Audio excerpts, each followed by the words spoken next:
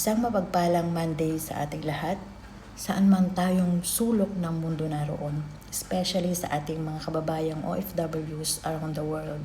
So today, mayroon lang tayong sasagutin na concern ng ating kababayan at naging ka-community, kaibigan na rin natin. Dahil sa dami ng mga communities namin, may mga magkakasama kami doon. So isa siya sa community ko sa isang group namin ng mga businesses. So meron siyang concern na hindi raw niya alam kung paano sagutin yung kaibigan niya na sinabihan siya na bakit mo naman ipinakorp yung business mo? Ang liit-liit mo pa naman. Yun yung mismong tanong ng kaibigan niya. Which is parang na-off siya kasi hindi raw niya alam kung paano sagutin. Dahil hindi rin niya alam kung ano yung sagot. So nag-message siya sa akin to clear things out. Bakit nga ba? So, ito lang yon. Ito kasing concept or idea ng pagpapakorp ng mga businesses ngayon, idea yan ng isa sa community namin. Although, marami din naman nagsasuggest. Idea yan ng isa sa mga community namin, which is andun kami pareho. So, doon kasi, kung magpaparegister ka rin naman ng business mo, at malaki yung pangarap mo sa business na yan, then you have to register it in SEC, which is Corpo.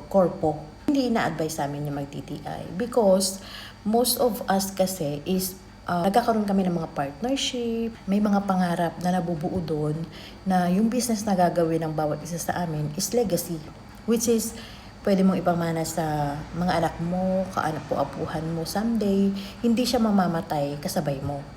Kasi once kasi, eto kasi yun eh. So sa DTI, sole proprietorship, ikaw lang ang mag-isang may-ari. Walang iba, walang kinalaman yung anak mo, walang kinalaman yung asawa mo. So hindi mo siya pwedeng ipamana. So ikaw lang kasi yun. Ikaw yung business doon sa DTI. Mag-isa ka lang. So once na nagka-problema yung business mo na yan at nagkaroon ng kasuhan, whatsoever, dahil ikaw nga yung personal na may-ari dyan, ikaw yung business, so mako-compromise pati yung sarili mong assets. While dun sa SEC is protection. Protection dahil ginawa yan dati ng mga malalaking negosyante as protection sa mga sarili nilang mga assets. So kaya yan na itatag yung SEC. It's protection dahil hindi ikaw mismo yung negosyo.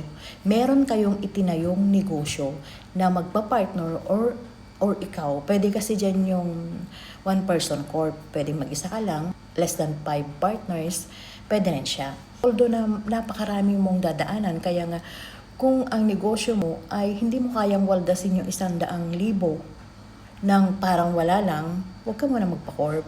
Yun lang naman yun eh. Kasi nga, medyo magastos siya. Unlike pag nag-DTI ka, napakadali lang kasi ng DTI. Sobrang dali niyang i-manage. Unlike sa SEC, ang dami mong compliance na gagawin. So ito kasing kababayan natin na to, kaya hindi rin niya alam dahil pinayo din kasi doon sa group namin na kumuha ng consultant, which is yung consultant naman ng mga nakuha niya ay hindi rin naman ipinaliwanag sa kanya kung ano yung gagawin niya after registration. So after niyang registration, binigay yung certificate of registration and that's it, lahat, bylaws, whatsoever, tapos na yung obligasyon ni consultant, which is para sa akin dapat wag naman ganun mga consultant. Alalayan nyo naman si negosyante. Kasi nga yan, syempre hindi naman niya alam dun sa mga part na yan. Siya, negosyante, magpapatakbo siya ng business, hindi sa mga legalities, kaya nga kayo nandyan. Kaya nga may tinatawag na consultant kasi pinag-aralan nyo yan. Yan yung linya nyo. So yun yung gagawin nyo. So dapat i-inform nyo naman si negosyante after registering the business, is inform nyo siya na, negosyante, after mo nito, kailangan makapag-comply ka. Before mag 30 days ito, kailangan makomply mo ito. Kailangan, every years, kailangan makapag-submit ka ng GIS, FS, whatsoever. Kailangan mo yan kasi kung hindi, magkakaroon ka ng penalty. Dapat ganun. Huwag naman nating pabayaan, hindi porket tapos na yung bayad sa atin, isahayaan na lang natin kasi hindi mo alam kung nagbigay ka sa kanya ng value, pag binigyan mo siya ng value, na binigyan mo siya ng ganun, kasi ang kailangan lang ng negosyante, kaalaman. Kailangan niyang malaman lang yung mga process ng business niya. At kapag once na naramdaman niya na may concern ka sa kanya, ikaw pa rin ang kukuhanin niya naman. Hindi naman ibig sabihin na kapag nagbigay ka sa kanya ng information ay sasarilinin niya yan kasi hindi na niya kayang gawin yun dahil busy siya sa pag-manage ng business. Busy siya sa pag-scale ng business niya. So ikaw, dapat inaalalayan mo nang sa ganun mag-stick si negosyante sa'yo. Ikaw na yung kunin niya na permanent na maging consultant niya. Yun yung dapat natin gawin, di ba? Nakakalungkot lang kasi ang daming mga consultant na hindi naman sa lahat. Kaya piliin natin yung pagkakatiwalaan nating consultant kasi maaring mabulaklak lang yan magsalita pero hindi mo alam na ganun lang din pala.